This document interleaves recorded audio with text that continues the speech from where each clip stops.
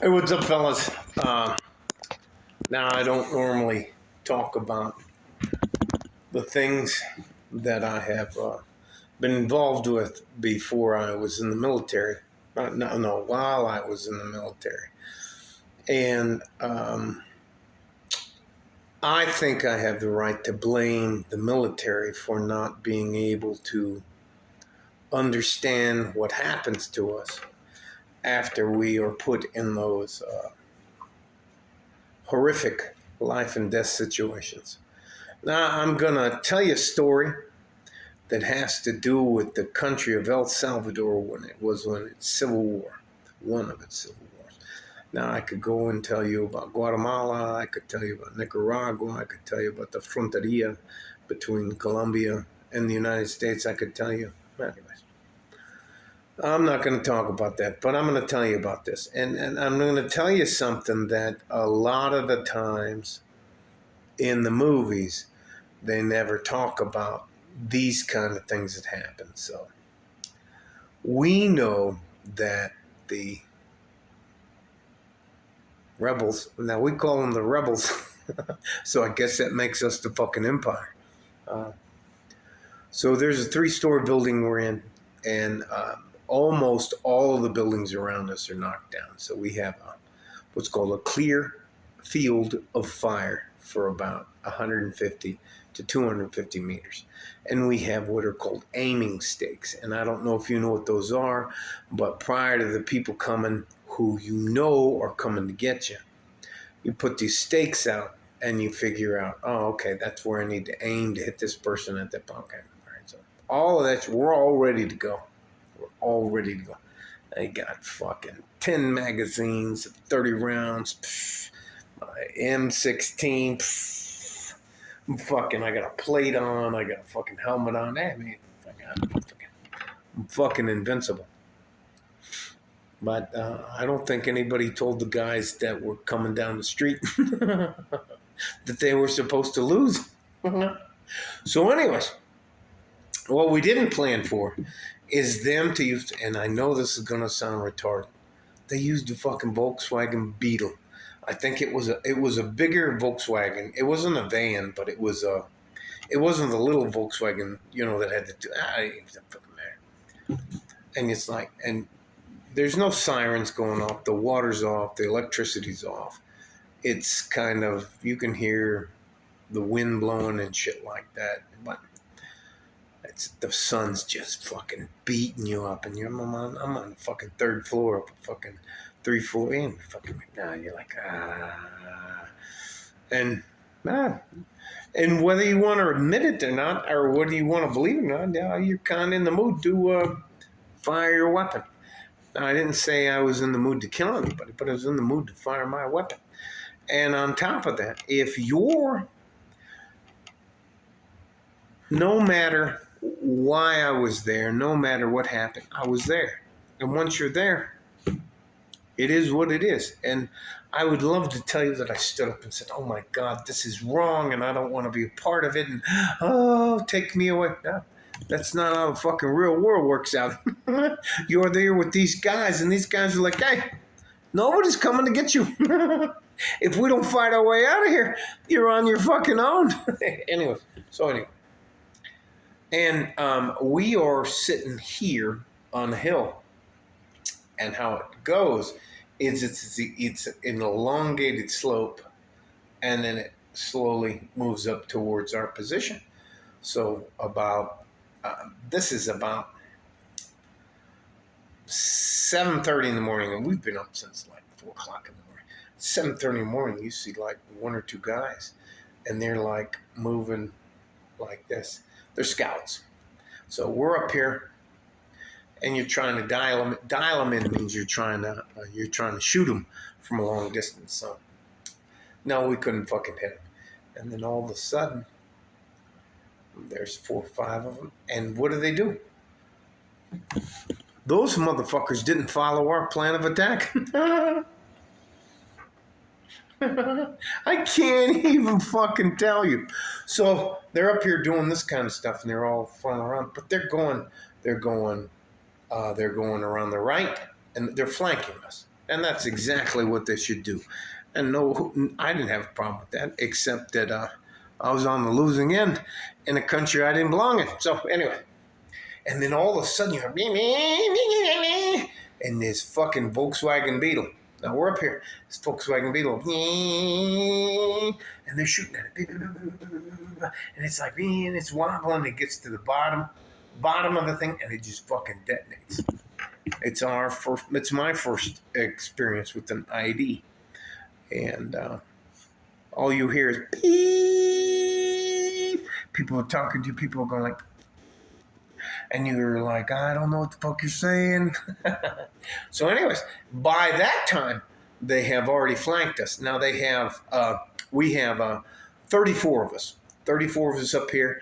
And from what we were told, there were 250 people going this way, 150 people going this way, and 75 people behind. They had an APC, which is Armored Personnel Carrier, who were following me. So, so anyways, and they're getting closer. Now the guys down in the dip and the guys off on both flanks, when you have a rifle and you're, it's called laying into the rifle. So you put it in here, and I always, anyways, doesn't fucking matter. What would they call lay into the rifle? And they would come by, and you would dial into that guy, and you would see him, and you would aim. I would always aim for the chin, because it would go just, anyway, doesn't fucking matter. Boom, and that guy drops. But before you can fire another round, two dudes go running by. And there's another two dudes going, or three dudes going this way. And you're like, boom, boom, boom. And then because you get excited, you're adjusting your sight picture and your rate of fire. And by the time you figure it out, hey, they're not only on our left and right flank, they're kind of circling around the back of us. So being on that building didn't make a lot of sense. So anyways, I was in San Salvador. I can't even fucking tell you. And then it's called a Dragonfly. I think it's like a D or an F-47. It had, anyway, it doesn't fucking matter. Came over and it bombed them up. And we didn't win. We ran. And I ran for probably, well, didn't run. Not a straight out run, but you're carrying your rifle and your shit. And all I carried was water and ammunition in my rifle. And we ran probably for the rest of the day till like 10 p.m. at night when they finally picked us up and took us away. But I can't tell you what they would teach us in training. No, you're fucking dial your shit in. You got your leg up. You can lean into your stuff, and you can fucking put your thing over there, man. Fucking all dialed. Oh, I can't even fucking dial. Fucking all dialed in. And oh, here he is. Aim here. Boom, hits him here, and he drops. But by the time you get ready to dial back in, two dudes just roll by, and two dudes just roll by that way. I can't even tell you. I hope none of you ever have to experience combat. I can tell you the only time I had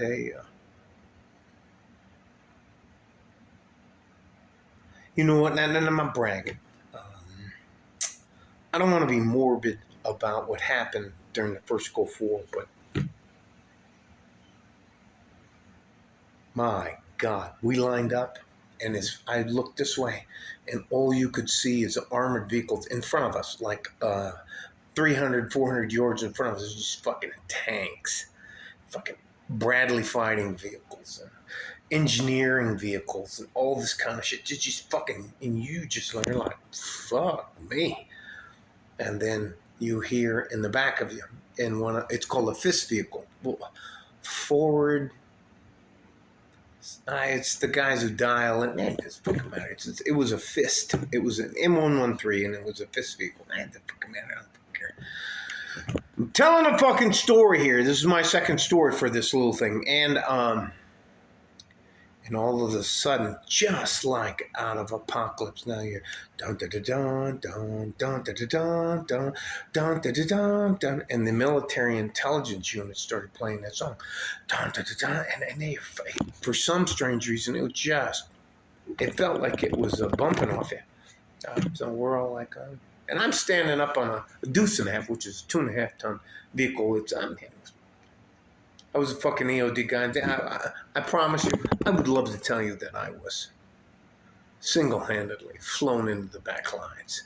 And I was like John Wick, Rambo, Arnold Schwarzenegger, all of those guys. Everybody, Denzel Washington, Black Panther, everybody rolled into one. I was just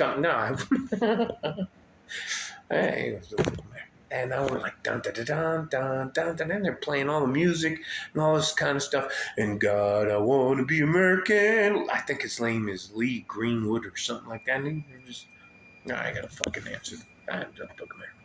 I'll pick that up in a second. And we're sitting there, and we're just like, yeah, here we go. And all of a sudden, you hear. I'm telling you, you'll be like this. I'm up on the M2. It's a 50 caliber Browning 50 caliber machine gun, and you're and you fucking look over, and these jets are already past you, and there had to be at least 50 to 75 as if they're just, and it felt like they were right here, and they buckle the earth and start singing around and all that kind of shit. And then you look out over the horizon and it just goes boom, boom, boom, boom, boom, boom, boom. And you can't feel the concussion, but you can see the going on. And then the next thing after that comes is all of these helicopters, like hundreds of helicopters go flying in. And what they have is a scout helicopter. I think it's called a Bell Jet Ranger. It's flying in front of them, and it has this, if you know about Star Wars, where the thing is on the berm, and this little ball looks up and looks around like that. That's what happened. And they go in there, and then you hear, guidons, everybody move forward, green 3, green, let me know. And we just start moving forward. And that was the goal 4 for me. That was it. All I did was take prisoners, disarm a few mines. I didn't clear anything. The engineers did everything. Maybe 3 or 4 days later, I was waiting in line to go back home. That's my second biggest war story. Love you guys. Stay safe and healthy. Take care of each other if you can. And if you can't, take care of yourself. Like a fart in a G-string from West Texas, El Paso. I'm out of here. That's a belated Memorial Day video. Bye-bye.